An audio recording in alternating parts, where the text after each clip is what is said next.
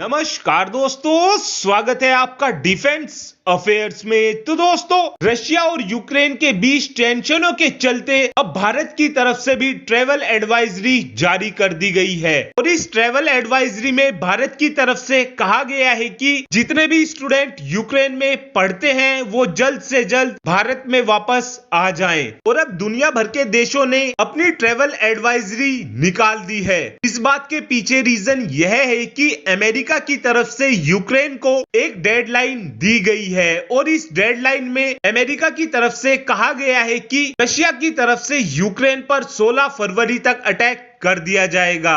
लेकिन यूएस की बात को कोई इतना ज्यादा सीरियसली नहीं ले रहा था। लेकिन अब फ्रांस की तरफ से भी बिल्कुल साफ कर दिया गया है कि रशिया की तरफ से यूक्रेन पर कभी भी अटैक हो सकता है। लेकिन भारत की तरफ से यह डिसीजन इस वजह से लिया गया है क्योंकि रशिया की बैटल फॉर्मेशन को देखते हुए फिलहाल के टाइम में सिचुएशन ऐसी बनी हुई है कि रशिया की तरफ से यूक्रेन पर कभी भी अटैक हो सकता है। रशिया ने यूक्रेन को पहले ही चारों तरफ से घेर लिया है और अब रशिया की तरफ से बिल्कुल साफ कर दिया गया है कि अगर कोई भी देश ब्लैक सी के रास्ते रूस की सीमा के आसपास आने की कोशिश करेगा तो उसे बिना पूछे ही उड़ा दिया जाएगा। और अमेरिका की तरफ से ऐसा ही कुछ करने की कोशिश की जा रही थी। अमेरिका की तरफ से अपनी एक परमाणु पनडुब्बी को रशिया के सीमा के पास ले जाने की कोशिश की जा रही थी, लेकिन रशिया ने अमेरिका की इस पनडुब्बी को डिटेक्ट कर लिया। उसके बाद इस पनडुब्बी को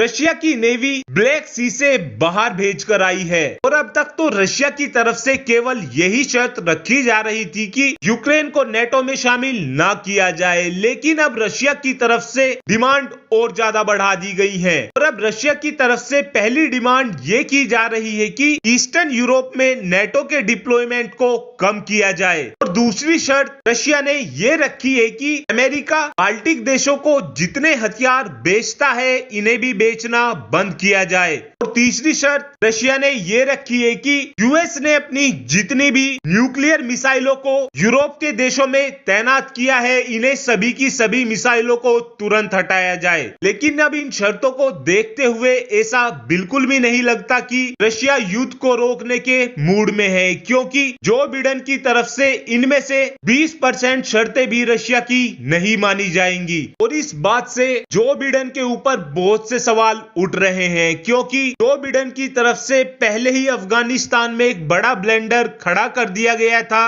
और अगर इस बार जो बिडेन के अंडर में यूक्रेन भी हाथ से निकल जाता है तो ये आज तक के इतिहास की अमेरिका की सबसे बड़ी बेइज्जती होने वाली है। Thanks for watching this video. Have a good day.